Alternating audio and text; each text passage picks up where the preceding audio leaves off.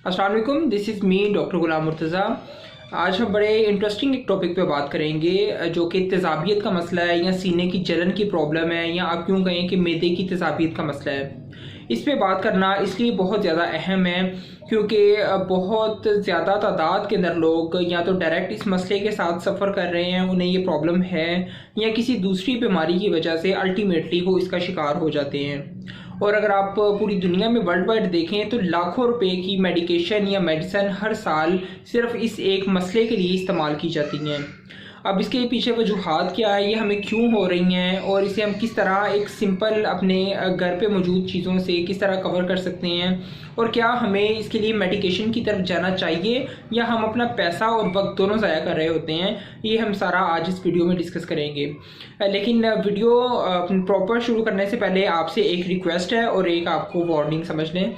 Request तो ये कि आप चैनल को सब्सक्राइब लाजमी करें और बेल आइकन को भी प्रेस कर दें ताकि मैं मज़ीद आपके लिए बेहतर वीडियोस पर आ सकूं। और वार्निंग ये है कि वीडियो को मुकम्मल देखिएगा क्योंकि जब तक आप मुकम्मल इसकी कॉज के बारे में या इसकी ट्रीटमेंट के बारे में सुनेंगे नहीं तो शायद आपके लिए वो फ़ायदेमंद नहीं होगा। देखें, हम लोग बहुत ज़्यादा गलती इस मसले को लेके ये कर रहे होते हैं कि हम लोग समझते हैं कि शायद हमारे मैदे के अंदर तेज़ाबियत ज़्यादा है जिसकी वजह से हमें हार्ट बर्न या हमें सीने की जलन की प्रॉब्लम साथ में हो रही है। शायद हकीकत इससे उल्ट होती है लेकिन हम लोग गलत तरीके से इसको ट्रीट कर रहे होते हैं। बहुत ज़्यादा लोगों के अंदर ये मसला इसलिए होता है कि उनके मैदे के अंदर जितनी तेज़ाबियत या जितना एसिड होना चाहिए उतना है नहीं। ये एक बड़ी इंटरेस्टिंग और आपके लिए शायद एक हैरानकुन बात होगी और बहुत से डॉक्टर्स भी इसको गलत तरीके से परसीव कर रहे होते हैं। वो ये कि हम लोग जब देखें हमारे मैदे के अंदर कुदरती तौर पे एसिड बन रहा होता है और उसके बहुत से मुख्तलिफ काम भी हैं जो कि हमारी बॉडी के नॉर्मल फंक्शंस के लिए बेहद ज़रूरी हैं। पहले मैं आपको वो फंक्शन बता देता हूँ कि उसके फंक्शन क्या क्या हैं। देखिए, हमारी बोन्स को जो कैल्शियम ज़रूरी है, ये कैल्शियम बोन्स को पहुँचाने के लिए मैदे के अंदर तेज़ाबियत का होना लाजमी है।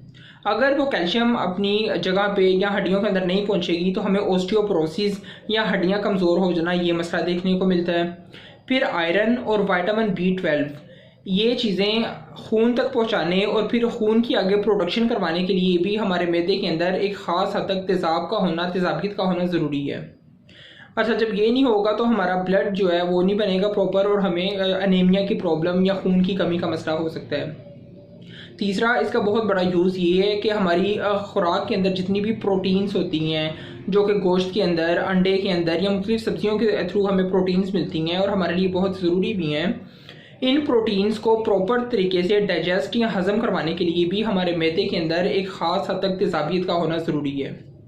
चौथा और इसका बड़ा अहम फंक्शन हमारे लिए ये है कि हमारी खुराक के साथ साथ जितने जरासीम हमारे पेट के अंदर जा रहे होते हैं, हमारे मैदे तक वो जरासीम पहुंचते हैं, उन्हें वहाँ पे किल करने के लिए या उन्हें मारने के लिए हमारी बॉडी को जो कि अल्टीमेटली बचा रही होती है मुख्तलिफ किस्म की बीमारियों से, उसके लिए भी ये तेज़ाबियत का होना ज़रूरी है।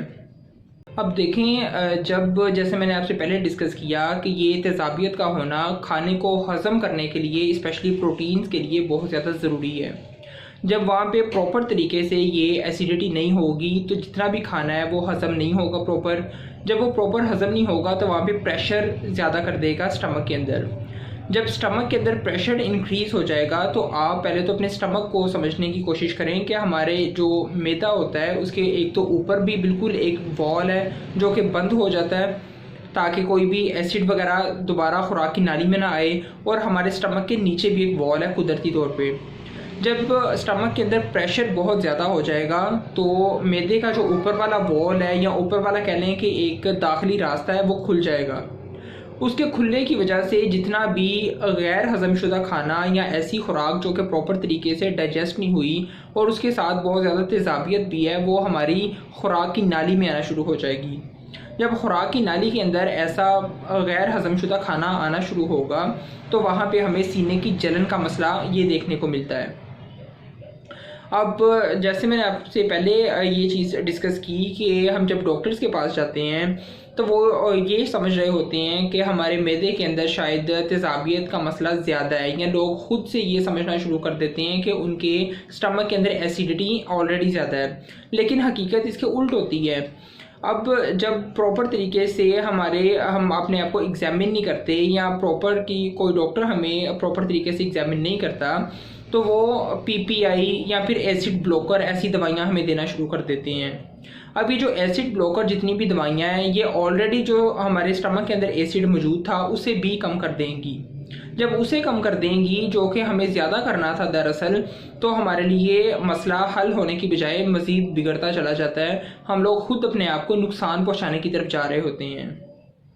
अब इसके हमें कैसे पता चले कि हमारे स्टमक के अंदर एसिड ज़्यादा है या एसिड जो है वो पहले से ही कम है तो हम इसे और कम ना कर लें।